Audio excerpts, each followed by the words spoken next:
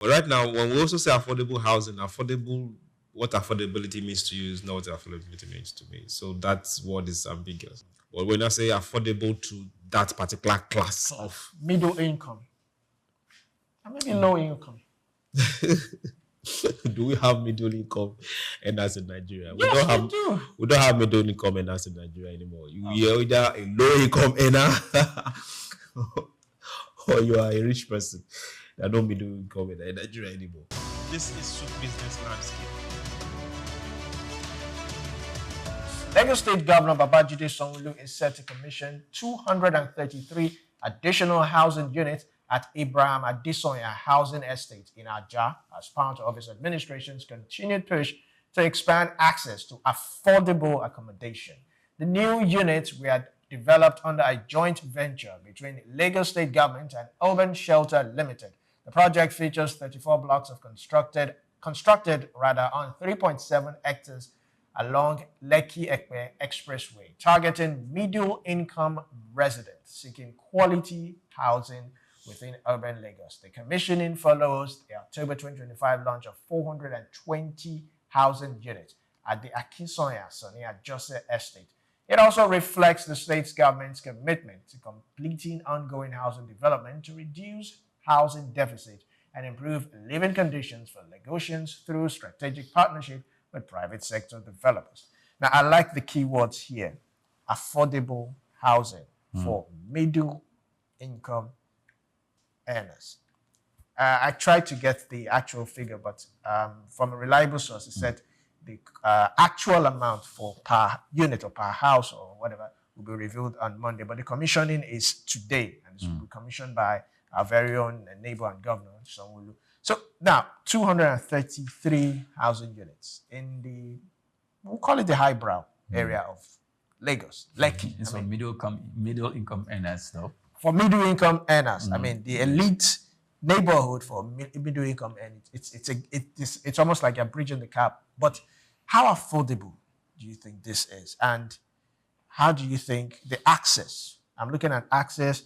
I'm looking at who and who qualifies, the beneficiaries qualifies for this. Because oftentimes we've heard that when things like this, it's within, people within actually are the ones who access this. People from outside cannot really access this. I mean, I would love to purchase a house in Lekki and move to the side of Chooks and say, yes, I live on the island. I think we should allow Chooks to answer the question because he lives in the highbrow area. Yes, Chooks. He's obnobbing with the high and mighty in Lekki, in Ajah, in VI areas. So you should tell us how much can one, have. 20 million, probably 30 we should million, have 50 the million. commissioner and the Minister of Housing to come tell us how much is required to get this. Installment mortgage. This is a setup. For those that are just getting to know, 200 and something plus. Well, they said when you wake up is your morning. Every journey starts with a step. There are over 18 million of us here in Lagos, and the housing deficit is also in millions. here in Lagos. So we are looking at 200 plus. If you subtract it from 2 million houses that we need, 10%. It's less than 10%. It's way less than 10%. Okay. Now, what we should be looking at now is how can we replicate this in the remaining 2 years of this administration? Can we do 100 of this in the remaining 2 years of this administration? And this was a collaboration between Lagos State and the Urban Development Company, government-private sector initiative. Allocation is one thing I'm yet to find out, just like you're asking. Who gets it? How do you apply? And who qualifies? 200 is way too, well, it's just like a drop there. But we know that the application is going to be massive. Then cost again. Since there is government involvement, it won't be as expensive as what we get to see from private investors and private developers. Then another issue we'll now talk, since you're looking at our middle income people, they don't have the cash for outright payment. So what is mortgage going to be like too for them? So which mortgage banks are going to be part of this? A lot of the adverts we get to see. This is when we want to start hearing, okay, this bank, that bank, this federal government mortgage scheme is at work. But we want to see all this come together for an increase in this kind of development. We want to see government commissioning 100,000 units, 200,000 units. We don't need 3 acres of land for this. We can build skywards, build upwards. And that particular size of land can take 10 of this. Thank you very much, Lagos State, but we expect more. Prayer, coming to you. You and I have discussed this off camera that most of the time, these mortgage banks, you don't really get to see some of their products.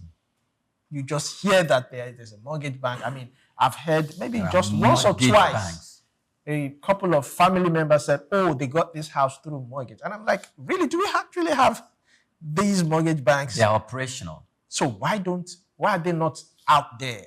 Why is it not accessible? They already have their market. They already have their market. Those guys are very selective. They're not running to the public to come in and they're trying to bring everyone in. No. Apart from the Federal Mortgage Bank of Nigeria.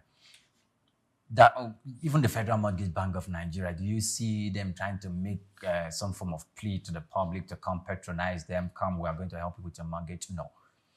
So the privately owned ones, they know the market, they know who they are approaching, or they know the people that are approaching them, and they have their conditionalities on how they advance mortgage to these people. So they're not going to do that.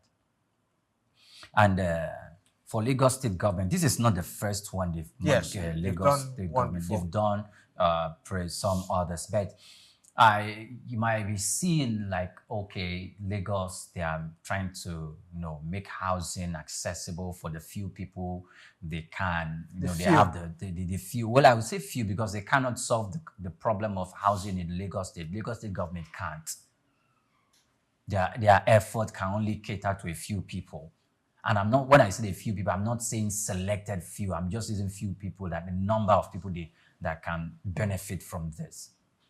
The private companies are going to take, but the thing is, what can the private man afford? The man in the informal sector. I'm not talking about the big businessman in the informal sector. I'm talking about the man who owns a shop in Oshodi, who owns a shop in Balogun. How you're able to afford such, to get into such alliance or into such, connect to such networks to be able to get himself mortgage to build.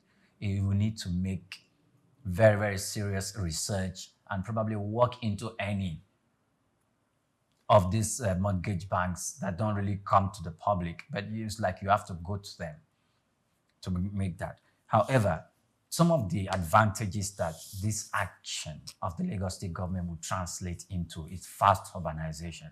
And I know Chooks can attest to that in places where you have not a place where you can say people have started, trooping in terms of living quarters to come and reside in. Though some people might acquire land there, but just walk away and waiting for other people to come in there to see the prospect of economic activities, business activities, or commercial activities before they can start developing. That area where the Lagos State government has the land on order is developing those houses. I'm sure there are other people there who own houses there.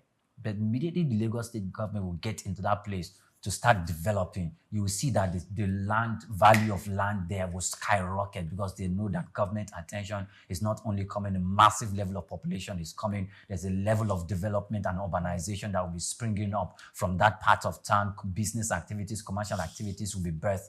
In fact, new organization, banks might even move into that area to buy a space and to put up a building. You have restaurants, you have hotels, you have By the presence of that alone is going to give birth to other business activities, and you will see more investors coming into that place. So it will result of fast urbanization and development and part of that. So Lagos State government should equally look at strategic areas where they can go site this.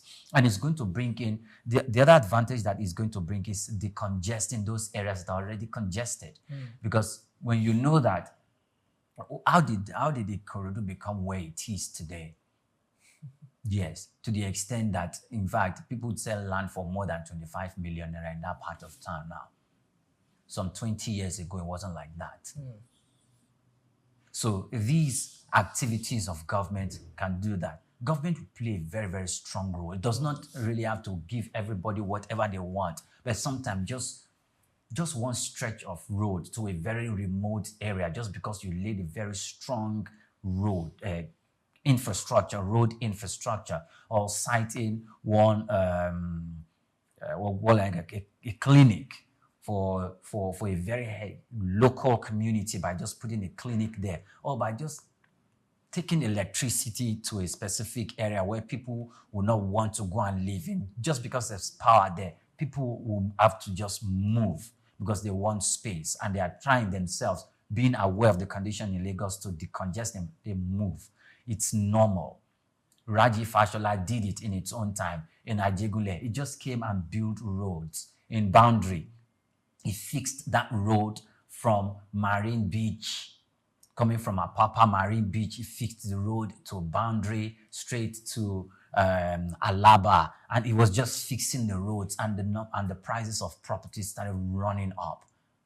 The banks are afraid of coming into that Ajegunle area. But when they saw that the roads were fixed, they made some attempts to come in. They looked at the military barracks, Ashanti barracks, Arakan barracks. So some of the banks went there to site them. So you have some banks there now, and others are moving in. But the really banks that have really moved in are the microfinance bank, because that place is a market area, and you can see development just moving. In fact, some people will buy houses running into millions, and they will break it down and erect good structures. And there are some other potential investors, and they are looking at the environment like, oh, this building is nice, it's good, but it looks like it's too beautiful for this area.